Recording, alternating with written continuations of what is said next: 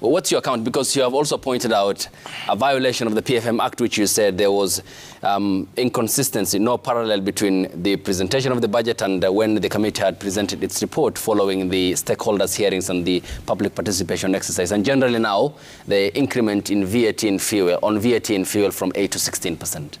Thank you very much, Ayub. First, you know, this is my professional junior. But we respect each other a lot. But, you know, when he talks about input tax and output tax and how we have been subsidizing the cost of fuel, he's speaking like we are manufacturing fuel in this country. We don't. Actually, if the VAT on fuel is 8%, it is 8% across. When you're buying it, when you're selling it, it's 8%. So there's nothing like we are buying it at 16% and then paying VAT at 16% when we purchase, and then when we sell at 8%. VAT is charged by the government of Kenya. And if it is said that VAT on petroleum products is 8%, yes, it is 8% at the point of purchase and at the point of sale. So his argument does not make sense to me at all. Maybe what he is referring to would be other consequential value additions on the fuel. But if you look at the cost of fuel, the other elements of it, like transportation, and is very negligible. And I would want to tell you that the 8% that we fixed on fuel was X of these levies that he's talking about. Actually, it is one product where we did not peg the VAT on the total quantum of the purchase or the purchase price. We removed the levies like fuel development levy, etc. Yeah. And by the way, fuel development levy has no connection with VAT on petroleum products. It is charged on the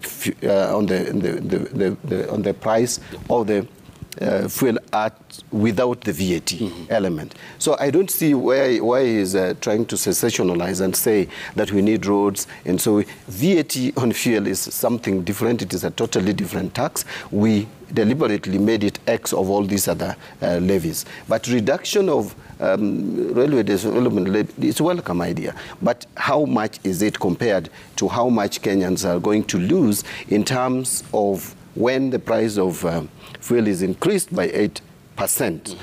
I would tell you that the ripple effect is so serious, and it will be seen in a number of days. What will be the ripple effects, for example? The ripple effect is the cost of everything will go up. You know, Kenya is still heavily dependent, and that's why I want to persuade him away from this discussion that, yes, we signed the climate change. Yep. But you cannot sign climate change and move away from fossil fuel in overnight. It is not possible. Kenya is a country that cannot just move away from fossil fuel. It has defeated even the most developed nations. India, Australia, China. Yeah, I mean, it has to be gradual. And you cannot make life so expensive and difficult for Kenyans just because you want to fulfill some obligations or some treaties that you signed somewhere where even public participation was not sought. So the ripple effect, we all know, the cost of transport will go up. The cost of, when the cost of transport goes up, the cost of basic commodities will go up. There will be general inflation, even beyond what we see.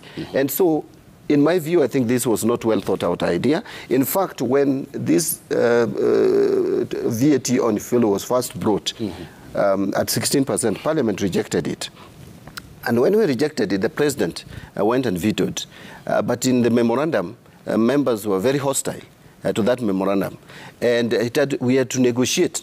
Actually, the 8% was a negotiated percentage. The President wanted it as, the President then, President Uhuru Kenyatta, wanted it at 16%. We wanted it at 0%.